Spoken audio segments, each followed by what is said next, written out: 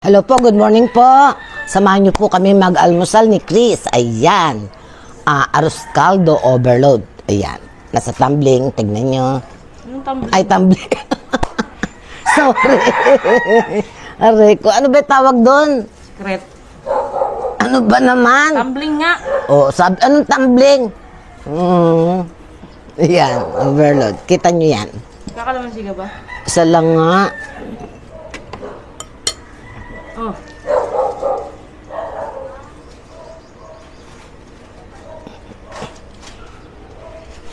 Pipigayin ko yung mga kalamansi mamaya. Kasi di pala nagpe-play na yun. Na. Nagpe-play naman. Yan, kain na po. Hinalo-halo ko na. Sarap. Magandang part ng akin, no?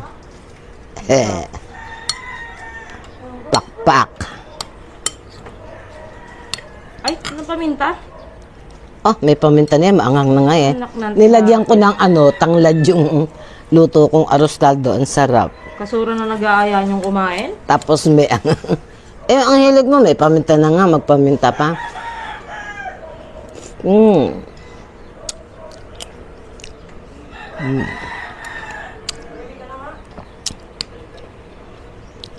Siyempre, kanya-kanyang trip niya po. Wala ka palang patis. Nilagay ko na lahat eh. Ang galing talaga nag-aaya kumain. Kinulang nga. Nilagyan ko pa ng asin. Naubos yung patis. Lumabas ka na, hindi ka pa bumili eh. Nilagyan ko naman ng asin.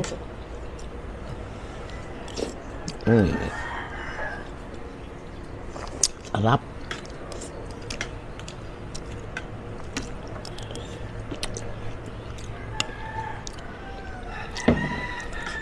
Lumutong naman yung bawang mo. Naglagay ako.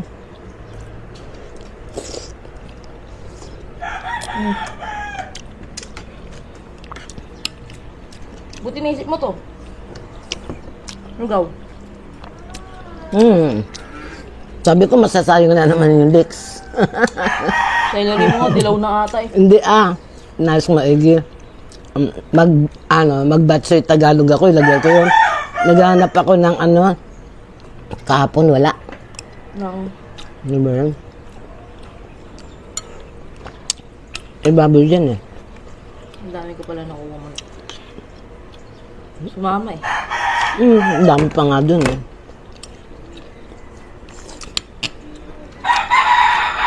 Wala akong orasan dito. Baka malita ko. Kung may cellphone ko. Wait lang. Tayo na.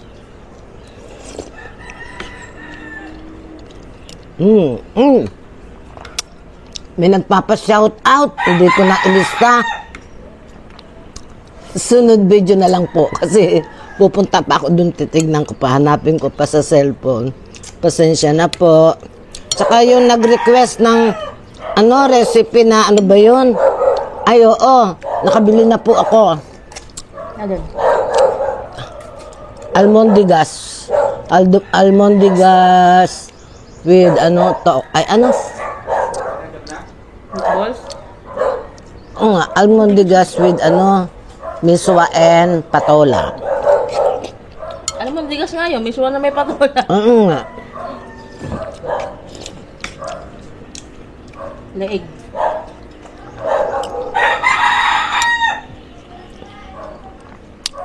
May panshabu-shabu pa dyan. Tokwa. Sarap tokwa at baboy na yun.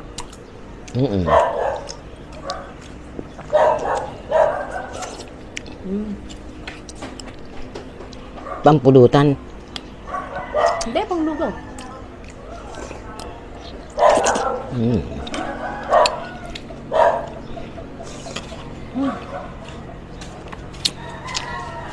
Hindi ka itong araw.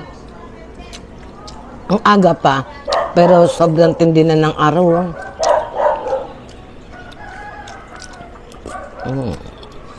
Sarap. At parang walang dumadampot-pot na yun. Anong pot-pot? Yung pandesal, di ba dati alas 5 may nagdadaan dyan? Ewan ko. Minsan hapon. Baka nasa ibang... Wait. May bibingka natin. May night market naman, hindi ko pa alam eh. May bibingka na dyan sa kulo. Punta tayo. Doon tayo kumain. Masa ko na plaza? Hindi. Bago dumating ng school. Nahulog. Alin? Sa prince na lang. Buti na lang, nabawasan ko na. Bago dumating ng school. Sayang yun. Leg pa naman paborito ko. Paano mo nalaman? Mas nasabi sa'yo? Nung nagpagupit ako, nadaanan ko. Huh? Pagupit. Nung pa. Kulo, di ba ka mo? Mm.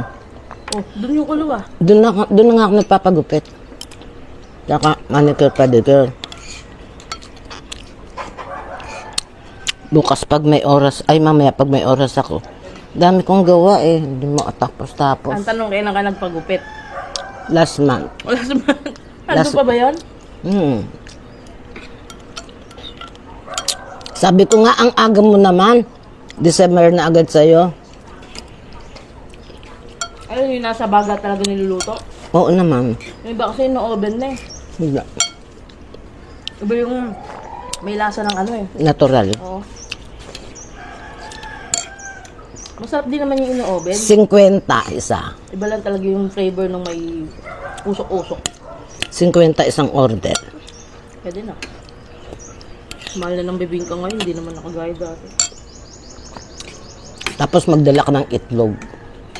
Lug maalat ang masarap dun eh, ma. Doon? Oo nga, no? Lug maalat, hindi inilagang ano. Dali tayong itlog.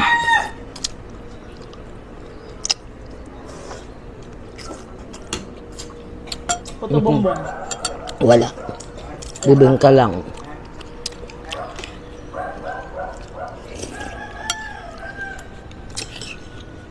Tingnan ko nga muna yung oras. Tinan mo muna oras. Baka Mamaya napapawili na ang sumubo dito. Pero, mas na. Wait lang.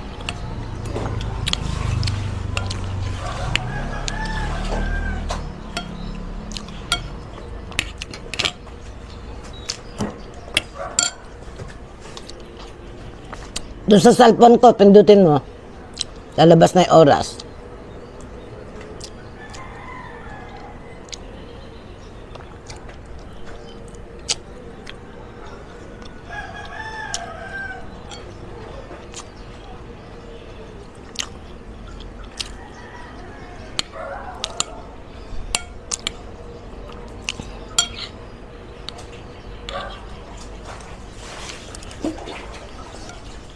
Ano?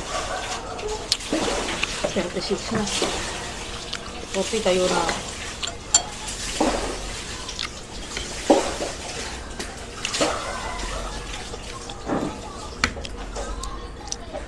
Ang sarap talaga ng part ng ano, pakpak. Malasa kasi mabuto. Malambot pa siya.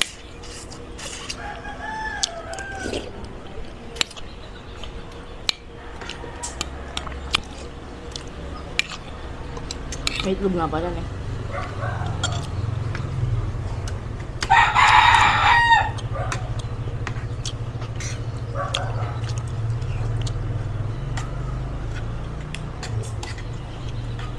Nilagyan ni mama ng ano to? Ano yan yung mahaba, tanglad? Sinabi ko na.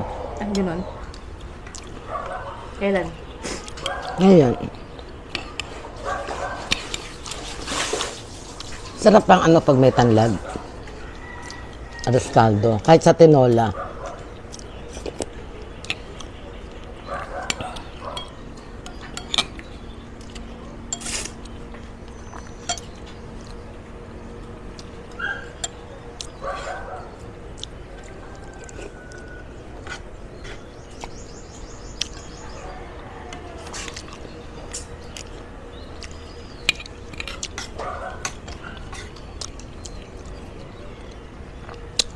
Bumili kasi akong tanlad, nilaga ko, iinumin ko. Kasi, Tanglad ba yun nandun? nung nagpa-blood chem ako, medyo nasa border na yung aking cholesterol. Makuha na yan sa tanlad, sabi ko. Tapos, ingat-ingat na lang. Tapos,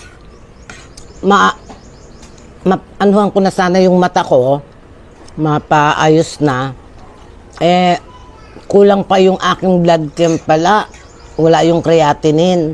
Tapos, inaano ako magpa-x-ray, ECG, dami. Excuse. Busog na agad ako. Dami nga ah. Tuloy, yung paggamot sa mata ko, nauudot. Yung 1 taon pa to ah. Laging nagkakaproblema kasi.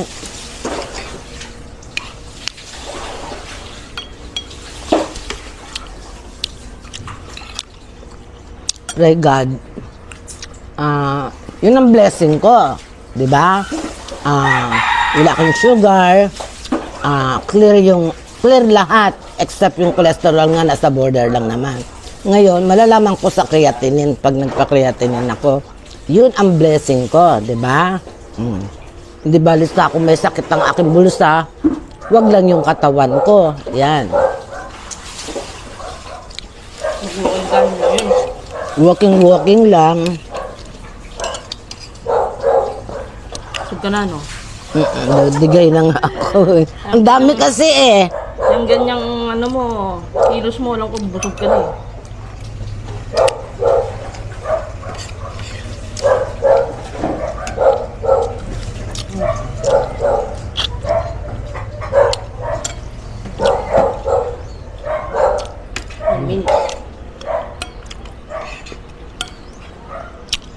Ang bilis ng oras, no?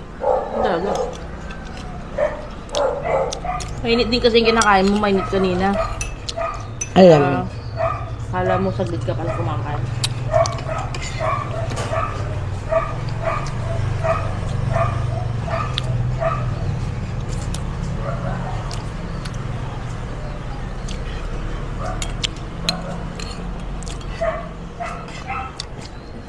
Parang ang sarap ng chapsuy na may pugo. Yung kamatis hindi naman nalagay sa faktura ko. Hindi sabay mo kayo tutulog. Hindi ko lang alam basahin yung sulat ng kanyang sekretary. Kung may kamatis, hindi ko maintindihan. Excuse. Yung sulat. Mabilisan kasi lagi nila dun eh. Hindi minsan, iaalwas na ganyan. Tapos, nahalo na sa iba, hindi na nakukwenta. O kaya, nakwenta, hindi na ilagay sa plastic bag ko. Alin sa 2. Tuloy yung niluto kong labong, walang kamatis. Kaya pala ko lang na. Masarap naman. Maayos ako. Hindi. Tapos na rin ako. Ayoko na. Madali. Sige po, tapos na rin po ako. Tako'y busog nga. Sorry po doon sa nagpapa-shoutout. Next video na lamang po. Ayan. Bye-bye po. God bless us all po. Bye-bye.